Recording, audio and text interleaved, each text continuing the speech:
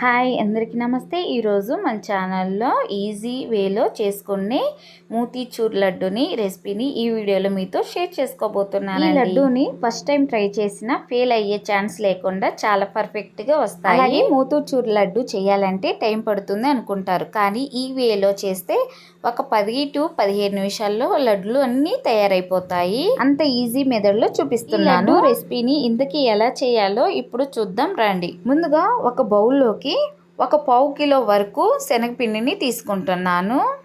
ఇప్పుడు ఇందులోకి 1 కప్పు వరకు నీళ్ళని తీసుకొని బాగా కలపండి.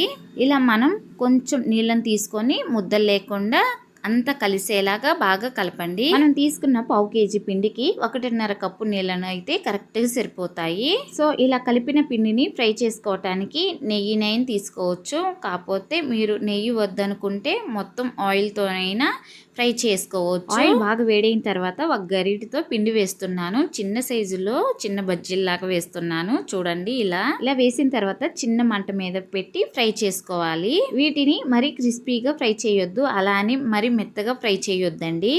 చూడండి, ఈ వీడియోలో చూపిస్తున్నట్టుగా ఫ్రై చేయండి. మిగతా పిండి కూడా ఇదే ప్రాసెస్లో వేసి ఫ్రై చేసుకోవాలి. ఇలా ఫ్రై చేసి వీటిని కొంచెం చల్లారనివ్వాలి.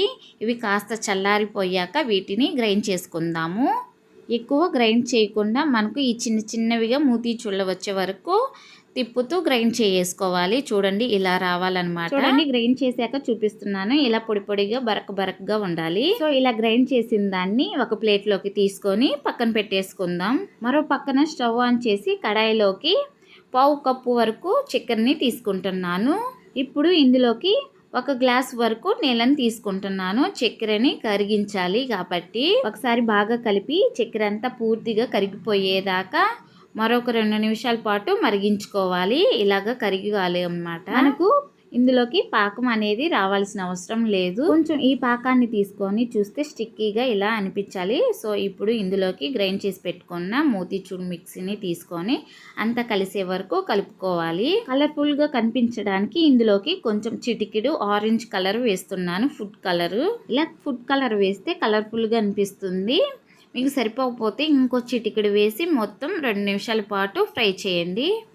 ఇలా కలుపుతూ ఉడికించామంటే ఇది లడ్డు కన్సిస్టెన్సీలోకి ఇలా వస్తుంది. ఇప్పుడు ఇందులోకి 1-2 స్పూన్లు వరకు రోస్ట్ చేసిన మెలన్ సీడ్స్ని, అలాగే 1.5 స్పూను యాలకుల పొడిని వేసి చూడండి, అలానే 2 స్పూన్ల వరకు నెయ్యి వేసి లడ్డూని చేయండి. స్టవ్ ఆఫ్ చేసి చూడండి ఎంత బాగా సాఫ్ట్గా ఉందో. అలాగే ఈజీగా చేసుకోవచ్చు. సో ఇలా అన్ని లడ్డులన్నీ చుట్టాక ఇక్కడ నేను పైన కొంచెం బాదం పప్పు తురిమి దానిపైన వేశాను.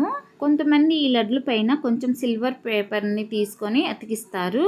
ఇది కంప్లీట్గా ఆప్షనల్ మాత్రమే. చూసారు కదా, ఎంతో సింపుల్గా 10 నిమిషాల్లో ఈజీగా పర్ఫెక్ట్గా చేశాను. మీరు కూడా తప్పకుండా డెఫినెట్గా ట్రై చేయండి. ఎలా ఉందో కామెంట్ చేసి చెప్పండి. ఇలాంటి టేస్టీ అండ్ రెసిపీస్ కోసం మన ఛానల్ని తప్పకుండా సబ్స్క్రైబ్ చేయటం అస్సలు మర్చిపోవద్దండి. Please subscribe.